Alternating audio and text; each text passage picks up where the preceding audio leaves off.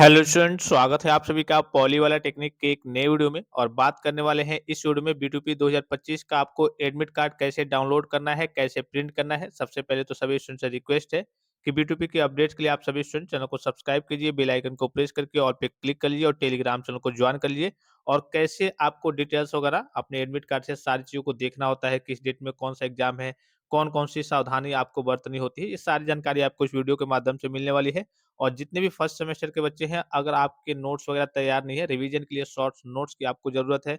इसके अलावा important questions चाहिए, जिसके के लिए कि जो इस बार आपके एग्ज़ाम में 100% जो क्वेश्चन्स आने वाले हैं। और प्री बोर्ड का मॉडल पेपर प्रैक्टिस के लिए चाहिए, पिछले 10 साल के ओरिजिनल बोर्ड पेपर चाहिए। तो ये सारी चीज़ें आपको पॉली वाला टेक्निक एप्लीकेशन पे देखने को मिल जाएँगी। इसका लाभ आपको करिए कि ज़रूर उठाना है कि आपकी बैक वगैरह ना लगे, फेल ना हो, क्योंकि लास्ट में बच्चे पढ़ाई तो कई जगह से करते हैं, अपने तरीके से भी करते हैं, अपने स्तर से भी करते हैं। लेकिन उनको आइडिया नहीं होता है कि कैसे-कैसे, किस तरीके के क्वेश्चन वगैरह घुमा के पूछे जा सकते हैं।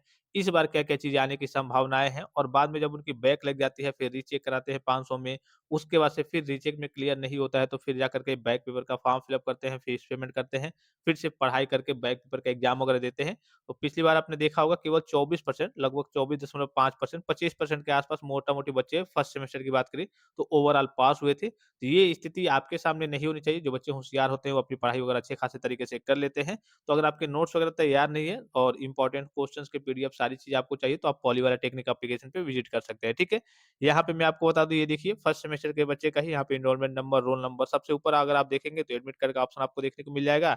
यहाँ पे देखेंगे एनरोलमेंट नंबर, ये क्या है आपका एनरोलमेंट नंबर, जिसे बोर्ड का कह लीजिए रजिस्ट्रेशन नंबर कहते हैं, ठीक है? ये आपका एनरोलमेंट नंबर हो गया, ये आपका रोल नंबर हो गया। एनरोलमेंट नंबर, रोल नंबर अलग-अलग होता है। आपको बोर्ड परीक्षा में जैसे आपको कॉपी मिलती है, हाँ, कॉपी कैसे भरनी होती है, उस वीडियो का लिंक मैं आपको इसी वीडियो के डिस्क्रिप्शन बॉक्स में दे रहा हूँ, या फिर आप जाकर के केवल यूट्यूब पे इतना सर्च कीजिए कि B2P बोर्ड कॉपी कैसे लिखें, बाय पॉली वाला टेक्निक आपको लास्ट में लगा देना है। फर्स्ट सेमेस्टर के जितने भी बच्चे होंगे, उनके लिए विशेष करके वीडियो है, क्योंकि वो कॉपी भरना सीखते नहीं है। कई बच्चे जाकर के वहाँ पे क्या करते हैं, अपना एनरोलमेंट नंबर लिख देते हैं, जो कि आपका गलत है। इसके बाद से आपकी कॉपी सही से चेक ही नहीं हो पाएगी।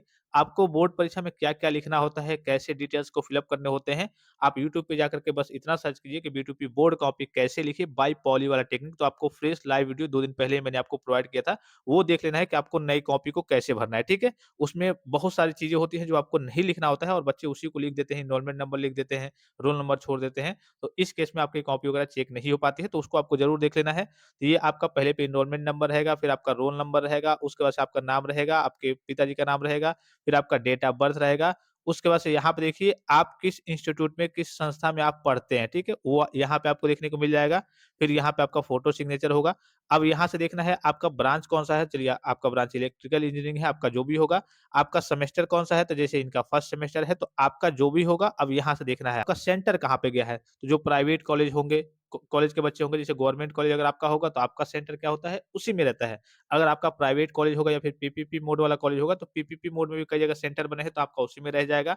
अगर नहीं बना होगा आपका सेंटर, तो आपका सेंटर किसी अन्य गवर्नमेंट कॉलेज में जाएगा, और जितने भी प्राइवेट कॉलेज के बच्चे होते हैं, उनका किसी अन्य जगह दूसरे कॉलेज में सेंटर जाता है, ठीक है? तो यहाँ पे दिख रहा होगा आपका, इनका सेंटर कहाँ पे गया है, मतलब कि इनका जो कॉलेज है, उसी कॉलेज में इनका सेंटर है। क्यों उसी कॉलेज में इनका सेंटर है? क्योंकि इनका पीपीपी मोड का कॉलेज है, और इसमें भी सेंटर बना हुआ है, ठीक है? तो आपका जो भी जहाँ पे सेंटर गया होगा, तो यहाँ पे देखिए एग्जामिनेशन सेंटर, इसमें आपको देख लेना है, और समय से कम 1 घंटे पहले आपको वहाँ पे पहुँच जाना है, ठीक है? अब देखिए यहाँ से आपको एडमिट कार्ड में देखना कैसे है, सब्जेक्ट वगैरह कैसे देखना है, तो यहाँ पे आपको दिख रहा होगा, टोटल यहाँ पे आपको दिख रहे होंगे कितने सब्जेक्ट है, 7 सब्जेक्ट है, जबकि आपको एग्ज़ाम कितने सब्जेक्ट का देना है, 5 सब्जेक्ट का देना है।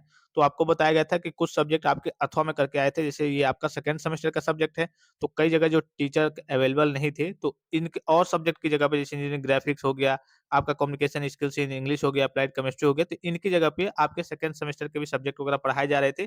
तो जहाँ-जहाँ पे आपका जो पढ़ाया गया होगा, उसी का आपका एग्ज़ाम होगा। हालाँकि इनको एडमिट कार्ड पे देना ही नहीं चाहिए। हालाँकि जैसे बच्चे इसमें कन्फ्यूज़न में पड़ जाएँगे कि हाँ, मेरा तो ये भी सब्जेक्ट शो हो रहा है। जो कॉलेज में पढ़ाया जाता होगा, उनको कहिए कि कॉलेज से वो वेरिफ़िकेशन करके वही सब्जेक्ट यहाँ पे शो कराते। लेकिन ये पूरा शो करा रहे हैं, जिसका जिस डेट में एग्ज़ाम होने वाला है, तो आपके कॉलेज में जो पढ़ाया जा रहा होगा, आपके टीचर आपको बताए होंगे, आपका वही पढ़ाया जा रहा होगा, तो उसी का एग्ज़ाम आपके नोटिस कॉलेज से आई होगी, ठीक है? जैसे बहुत सारे कॉलेज से नोटिस आए थे कि आपका इंजीनियरिंग ग्राफिक्स नहीं पढ़ाया जाएगा फर्स्ट सेमेस्टर में। आपका कहिए कि प्रैक्टिकल का सब्जेक्ट था, एक वर्कशॉप प्रैक्टिकल वाला, वो पढ़ाया जा रहा था, तो उसका एग्ज़ाम नहीं होता है आपका। तो इस तरीके से जो भी आपके कॉलेज में पढ़ाया जा रहा होगा, उसका एग्ज़ाम होगा।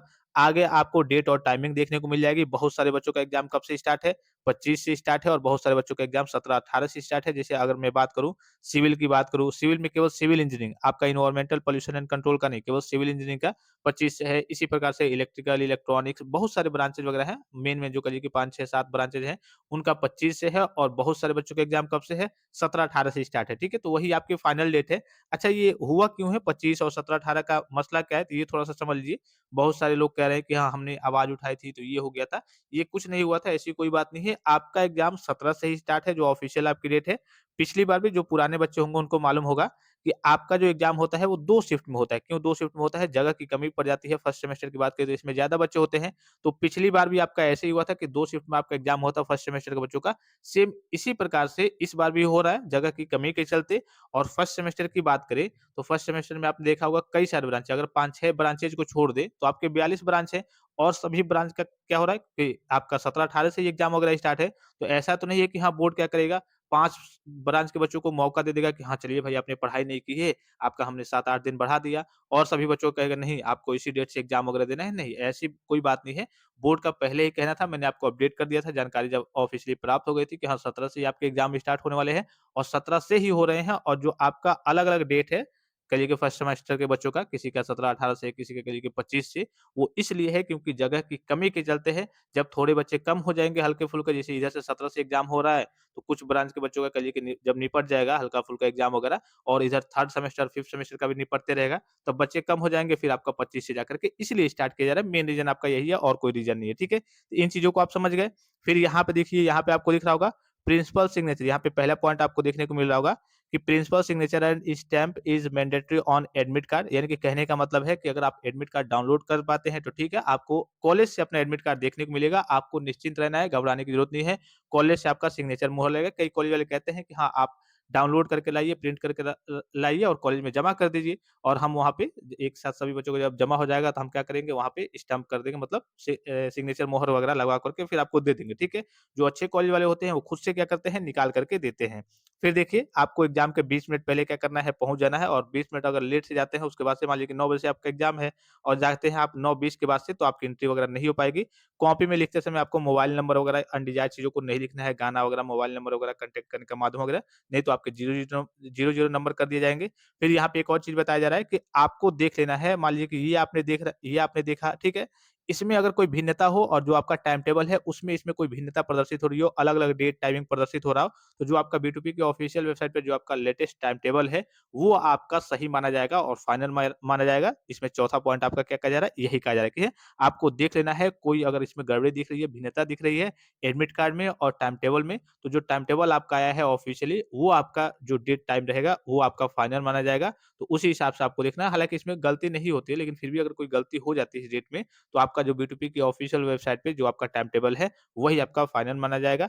यहाँ पे देखिए प्रिंसिपल के सिग्नेचर, मोहर वगैरह रहेंगे और यहाँ पे आपका रहेगा। तो डाउनलोड कैसे करना है? आपको B2P की ऑफ़िशियल वेबसाइट पे जाना है और उसमें जैसे ही जाएँगे, जैसे आपने एग्ज़ामिनेशन फॉर्म फिल अप किया था, तो ऐसे जैसे आप लॉगिन करेंगे, तो उसके बाद से आपको डैशबोर्ड का ऑप्शन देखने को मिल जाएगा। उसी के नीचे आपको एडमिट कार्ड का ऑप्शन देखने को मिल जाएगा, ठीक है? उसी पे क्लिक करके डाउनलोड कर लेना है। अभी ऑप्शन अवेलेबल नहीं है, वहाँ पे वेबसाइट से हटा दिया गया है। जल्द ही वो ऑप्शन देखने को मिल जाएगा। अगर नहीं भी मिलता है, तो ये सारी चीज़ें आपको अपने कॉलेज से मिल जाएँगी। आपको निश्चिंत रहना है, घबराने की ज़रूरत नहीं है। और किसी प्रकार का संदेह हो, कोई भी जानकारी चाहिए, तो आप कमेंट बॉक्स में कमेंट करके पूछ सकते हैं। फिलहाल इस वीडियो में इतना ही, इजाज़त दीजिए। धन्यवाद। Thanks for watching. मिलते हैं नेक्स्ट वीडियो में।